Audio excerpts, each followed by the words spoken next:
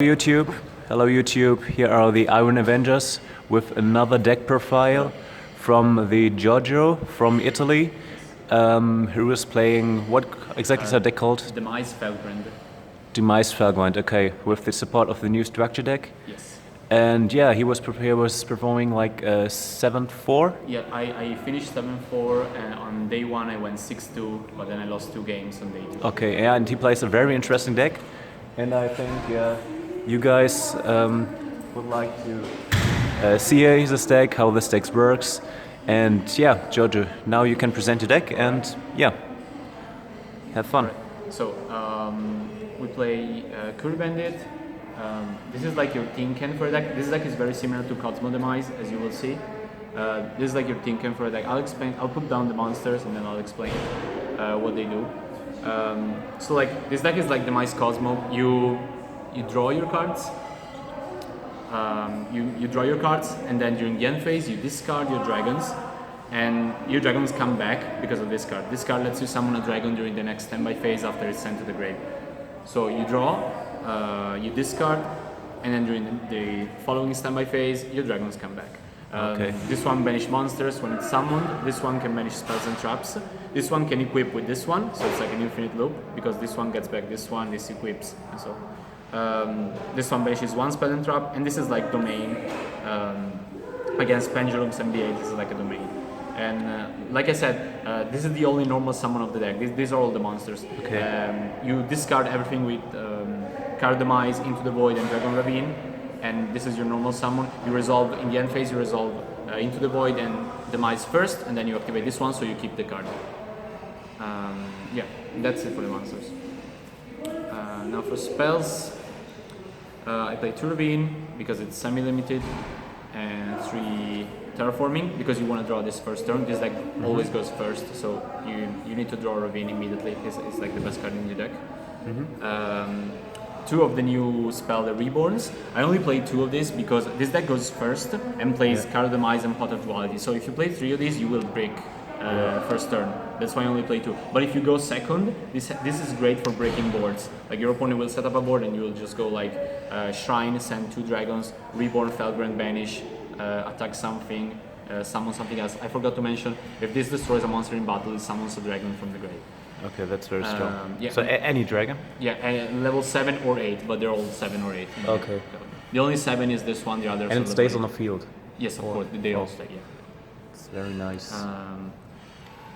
Dragon Shrine, this is the reason why I run this card.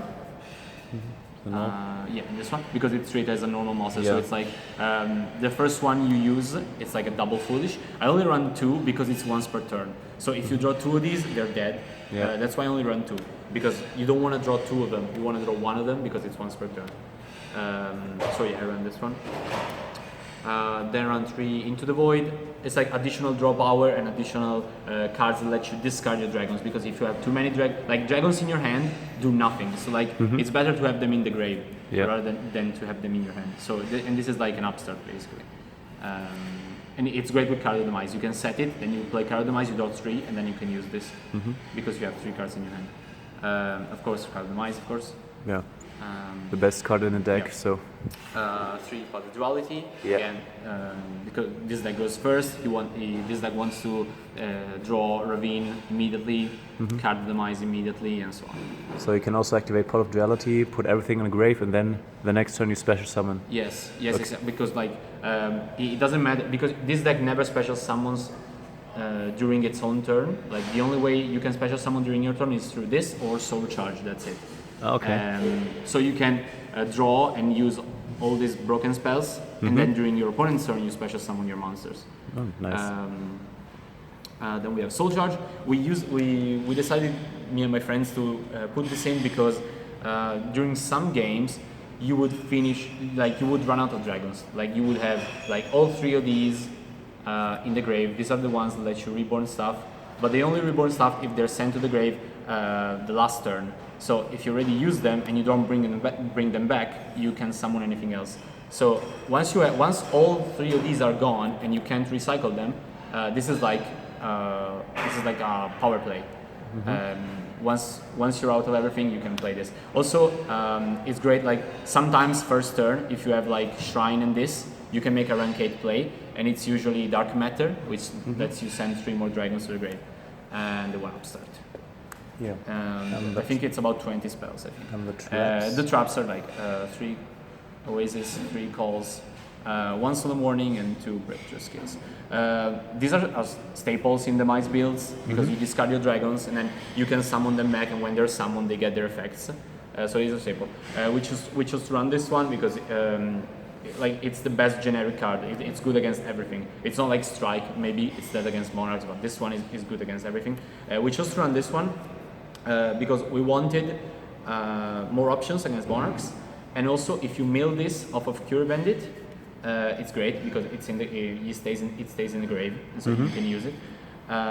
Also, we were afraid of Vanity Fiend in the side deck, and we had no room in the side deck for Vanity Fiend out. So we decided to main this so that we didn't have to side deck and out to Vanity's Fiend or Fossil Dyna or something like that. Okay, that's nice. Yeah, that's it for the main deck. It's 40 cards. Okay. Side deck? Side deck, yeah. Okay, side deck. Yes. So it's like Book of Moon. This was against BA because it's great against BA, and also it's great if BA sides Vanity's Fiend. This is great against Vanity's Fiend as well. We thought about Raigeki, but if you draw Raigeki, they have like a Beatrice. Raigeki, it's terrible. Yeah. But this card is great. Even if you have like a power play with like return, you can force Beatrice by using Book on it, and then you can make your play. Yeah. But I faced against 0 BAs today, so Okay. never decided this one. This was against Demise, any Demise deck. This is great because when you summon your Dragonity, you can equip with this one, and then you can blow up your equipped spell, and then you get the summon in the following standby phase. But that's very nice combo. Yeah. Yeah. This was against Demise decks. That's not, so it's in your case it's much better than Decree because you play loves, Yes, traps by yourself. because I also play traps, so I cannot play Real Decree. That makes sense. Then I played 2 of these. This was against Cosmos and Pendulums, and also BA, because like we were running out of space in the side deck, and we wanted generic cards. This is a great card against like any matchup. Like you're afraid of a big board, you're afraid of Kirin. This deck really suffers Kirin, and maybe I should have sided something more for Kirin, but I think this was enough. Because it's generic, it's great against everything. If I side Raigeki, then it's bad against certain matchups, but it's good against everything. I usually side this in against, not always against Cosmo, it depends, but usually against Pendulums, because you're afraid of Kirin and number 38 sometimes. I use this on a board with 4 monsters. I shuffle everything back. There was a number 38 among them. Anyway, 2 system down. This was like last minute choice. I'm not sure it was the best choice because there are like this deck. I'd say the Cosmo matchup is even, maybe. I don't think this was necessary. Maybe like some Kaijus would have been better just to out Kirin immediately. I don't know. I'm not sure about this card. Maybe to Gameciel would have been better. Yeah. Then to MST, we were playing Twin Twister initially, but then we saw that with card Demise, we had no cards to discard. So Twin Twister was always dead because we had no cards to discard. So we were like, okay, let's put MST because like against Pendulums, the only card that you are afraid of is Necro Valley. I lost against 2 Pendulums only because of Necro Valley. And like this deals with Necro Valley just like Twin Twister, but you don't have to discard, and you usually don't have stuff to discard. If you go first and you open Demise, or into the Void, you have to discard your hand. So if you play Twin Twister, it's often dead. So we decided to play this. This was great. I wish I would have played 3 though, because I lost twice to Necro Valley. One time I had this one set, they used Eccentric on it, and then they played Necro Valley, and I drew no out, and I lost to Necro Valley. Then against Monarchs, of course, for sure. I think these are staples. I know that some Monarchs build run the Typhoon Trap to get around this one, but like not many of them do. So yeah, this is a great generic card against Monarchs. I sided this in against any Monarchs version because you can disrupt their plays. Even if it's Exodec Monarchs, they will go into their Exodec to try out this one. You can just you can interrupt them using this two, bringing back Felgrant and banishing their monster. Or if they have 2 Prime on the field, you can use Call or Oasis and bring back Felgrant and banish the Prime, so you can protect your Musk. So do you think you have a good matchup against Monarchs decks? Yes, I think so. I faced against I faced against 3 of them. I won against 2. And one was, I faced against 2 Exotic Monarchs and 1 Domain Monarchs. The one Exotic Monarchs I lost to was because I opened triple Archbrave first turn, and I just got blown. So you just bricked? Yeah, pretty much. This deck usually doesn't break because of all the draw power and the discarding and stuff, yeah. But sometimes you break with this deck as well. My matchups were 1 Pendulums round 1. I lost. It was the feature match against the former champion. It's on YouTube. I lost like game 1 Village, couldn't play. Game 2 Necrovaldi, couldn't play. So you guys, you have heard it. It's on YouTube feature match 1. Round 1. Round 1, yeah. But there's nothing to see. I just lost to Village and game 1 and Necrovaldi game 2. I couldn't play the game. Yeah. And then I faced against 1 Chain Barn. I won 1 Domain Monarchs. I won 2 Cosmos. I won 2 Pendulums. I won. And then I lost on day 2. I won against 1 Exotic Monarchs and lost against another Exotic Monarchs and 1. I forgot. Whatever. I forgot. But okay, I lost 1. matter. I ended up 7-4. Extra deck. Yeah. Of course, Felgrant deck you run. Felgrant, of course. Great generic card. I wish it were a dragon though, so that you can protect it with the spell. It would be epic. With the spell. If it's a dragon, you can protect it, but it's a word. But it can protect himself. That's true. Yeah. Great card. This one and these 2 are only used. I only use these 2 to summon Dark Matter. Mm-hmm. He's very strong in your deck, right? You send 3 dragons. They have to have different names though. So if you, for some reason, if you run out of you play 4 different dragons, 5 different dragons. Mm-hmm. You need to have 3 with different names in your deck to use the effect. Usually I summon this one, and then if I need to pop a card, I summon this one, detach and pop a card, and then I summon this one and send 3 dragons. This one, I use this like as an out to Dark Planet, because when it attacks, it goes up to 56. It deals half the battle damage, but it doesn't matter. It's just an out to Dark Planet. So yeah, and sometimes you summon it. They only require 2 level 8s. And does Dark Planet hurt you very much? Because it can negate spell cards? Yeah, it depends. Of course, if they open it first turn with with something else, and then put Lady next to him? Yeah, of course. If I don't have a graveyard already set up, then they will negate my cards to set up my grave, and I will just lose from that. But if my grave is already set up, I can just use Call, summon back the dragons, and make this. It depends. I lost not today, but in a locals a couple of days ago. I lost because they made Dark Planet first turn with Lady and Infinity, and I just couldn't play. This one, this was generic out of Floodgate and stuff. Never made it. Mm-hmm. This was for burning your opponent and popping monsters. It was usually better to just summon Felgrant, banish them, and attack over them. So I never made this one. Mm-hmm. This was against maybe I thought some people would play Blue Eyes and stuff. So this is great against any dragon deck. It says if you control no other monsters, you can use one of the 3 effects. One is special summon dragon from your hand, take control of a dragon, and your opponent can't use the effects of dragons for his turn during his next turn. I think in the new format it will be very strong, right? Yes, in fact, Blue Eyes Dragons. It's gone up in price already. Yeah. So my friends lent me theirs, but there's a combo you can make. If your opponent controls number 38, you can summon your Felgrant, you can banish something else, and then with your Felgrant you can attack another monster. They will usually not redirect the attack, otherwise the 38 will die. Mm-hmm. So you summon back another level 8 monster, then you make this, and you take control of number 38. No. I never did it because my opponent never had 38. The only time my opponent had number 38, I used Drowning on it. So I can't find it anymore. That's it. Yeah. Never made it.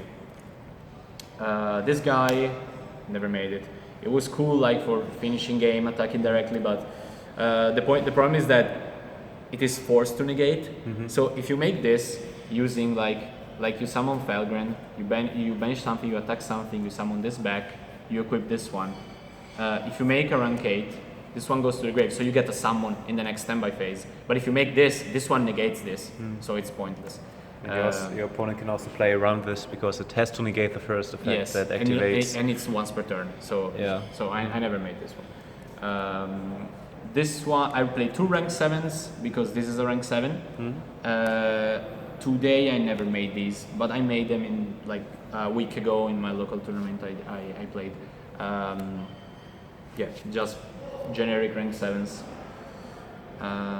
Then I played this guy.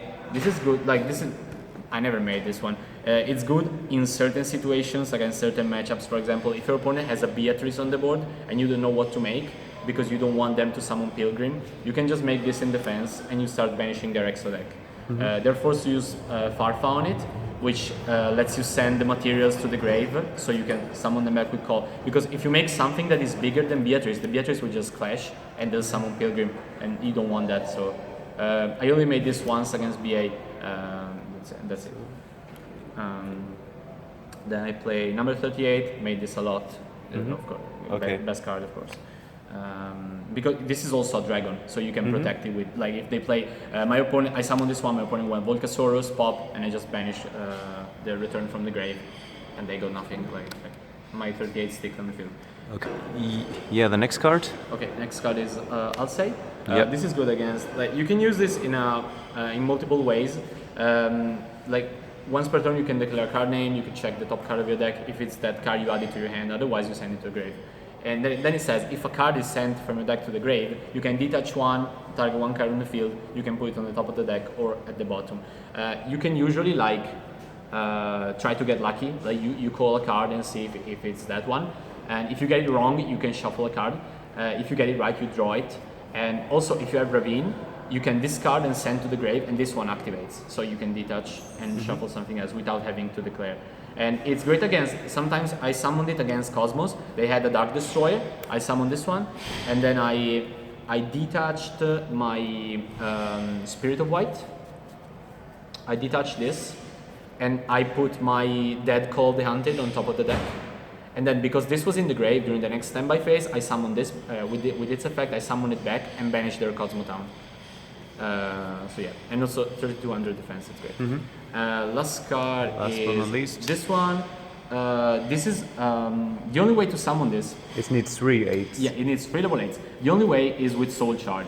Yeah. If you play Soul Charge, because you can, during the turn you use the effect, you cannot conduct your battle phase. So the only way you can use this is with Soul Charge. Usually, when you make a big Soul Charge play, you summon back your dragons, you banish their stuff, you make this, you draw 3 cards, because you detach 3 times, you draw 3 cards, and yeah, you draw 3. Usually you do it like, I made it once, when you make a big Soul Charge play turn 0, this one refills your hand, so it lets you draw into more cards. And it's great, it also burns for 800 for any monster you draw. Yeah. Okay, so that's it. that's it for the deck. Want to explain quickly some.